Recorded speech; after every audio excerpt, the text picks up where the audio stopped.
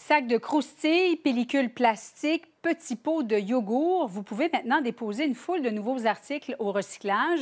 C'est un des nombreux changements qui s'opèrent dans votre bac bleu depuis le début de l'année. Vanessa Limoges.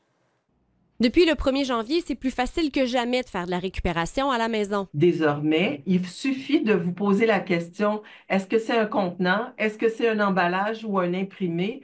À partir du moment où la réponse est oui, ça s'en va directement dans le bac de récupération. Les Québécois devront vraiment changer leurs habitudes puisque tout ce que vous voyez ici peut désormais aller dans le bac bleu, que ce soit de la pellicule plastique, un sac de chips, ces différents types d'emballages ou encore ce petit pot de yogourt. Idéalement, on essaye de nettoyer le plus possible, de vider la nourriture qu'il y a dedans, mais on vire pas fou avec ça. Depuis le début de l'année 2025, c'est maintenant Éco-entreprise Québec qui est responsable du système de recyclage partout en province. Le système est simplifié parce qu'il est uniformisé à l'échelle de tout le Québec. Avant, chaque municipalité avait un peu leur façon de récupérer les matières, qu'est-ce qui est accepté dans un centre de tri versus un autre. Mais maintenant, c'est la même chose dans tout le Québec. Donc, si on déménage, on décide de changer de municipalité, on n'aura plus de questions à se poser. Donc maintenant, vu que beaucoup plus de matière est acceptée, il y en a moins qui vont aller à l'enfouissement. On veut récupérer le maximum de matière pour recycler le maximum de matière. En ayant accès à plus de volume pour certaines matières et à de nouveaux contenants, emballages et imprimés,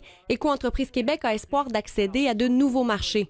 Même s'il y a certaines matières qui ne seront pas recyclées dans l'immédiat, c'est important de les mettre dans le bac de récupération parce que ça contribue à hausser les volumes. Et qui dit plus de volume dit davantage de marché. En ayant plus de matière, on va pouvoir mieux la valoriser puis trouver vraiment plus de débouchés locaux. Il y aura bien sûr beaucoup de sensibilisation à faire pour changer nos habitudes. Tantôt, on disait que les changements, des fois, c'était plus difficile, mais là, c'est un changement qui simplifie la vie des gens. Fait que ça, on aime ça. On commence à envoyer des publications sur nos réseaux sociaux, puis justement d'essayer avec les municipalités pour qu'ils transmettent aussi le message. C'est vraiment un travail d'équipe.